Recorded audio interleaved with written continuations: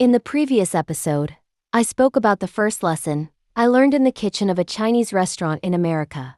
Every minute was connected to cost, profit, and table turnover.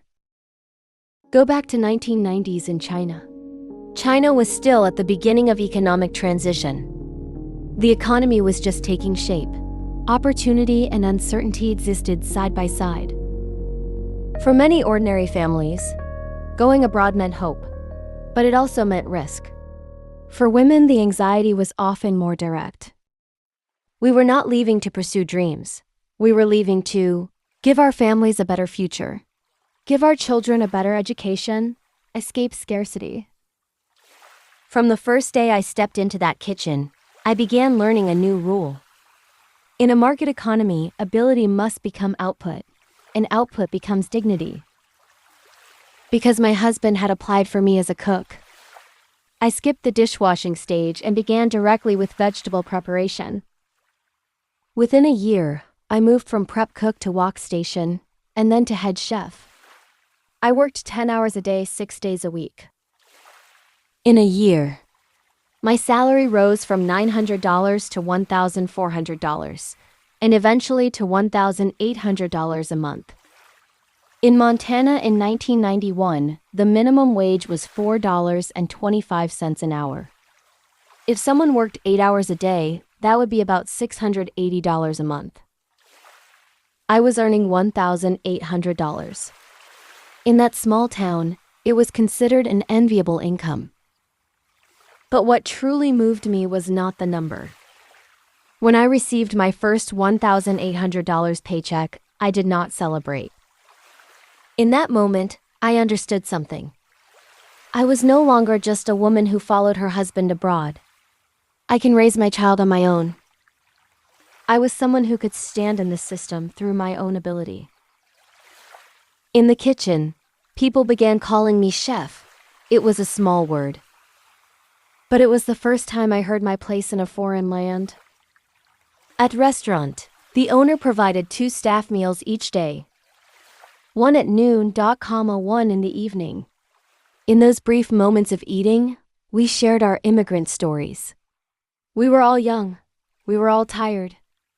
No one said, "I regret this." We simply accepted reality and continued working. One of my strongest memories is cutting onions, a large basin of them. Standing, slicing by hand for nearly an hour. Tears would not stop. It was not only the onions. There was something unspoken in those tears. An older employee came over and taught me a few small tricks. Refrigerate the onions for 30 minutes. Use a sharp knife. Cut the root last.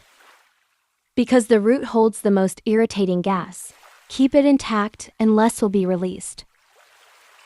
Later I understood, in any system, there is always the wisdom of those who came before you.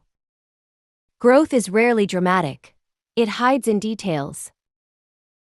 A year later, on my 30th birthday, we hiked the famous M Mountain in Missoula. It was the first time since arriving in America that I truly felt relaxed. Missoula sits in western Montana, surrounded by mountains. It is part of what people call Big Sky Country. The sky feels endless. The clouds hang low. The air is so clear it seems you can see time passing. The Clark Fork River runs through the city.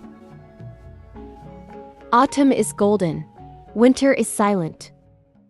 The city is small, but it carries a quiet dignity. The university is its artery, bookstores, cafes, forest trails. They give the town a modest, thoughtful character. When we stood on the M that day, the sky opened like a vast blue canvas. Missoula lay quietly below us. The streets looked smaller, the houses softer. These photos were taken more than 30 years ago, in top of the mountain.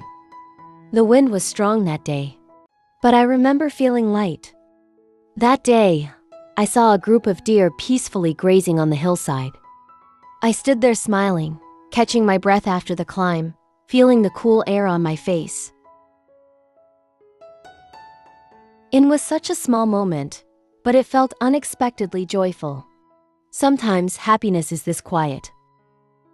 That year, for the first time, I felt a sense of presence in a foreign land. Not because life had become easy, not because someone understood me, but because, in a world where efficiency determines value, I learned to turn ability into contribution. And when contribution is visible, dignity follows. That was my first reconciliation with reality. But reality does not offer only one test. Just when life began to feel stable, change arrived again.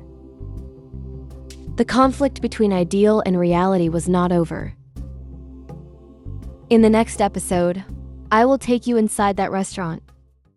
I will talk about the business logic behind the restaurant, the economics of a small-town food market, the owner's strategy and management style. And I faced unemployment for the first time in America. Stability once again felt fragile. How does a woman choose her next step?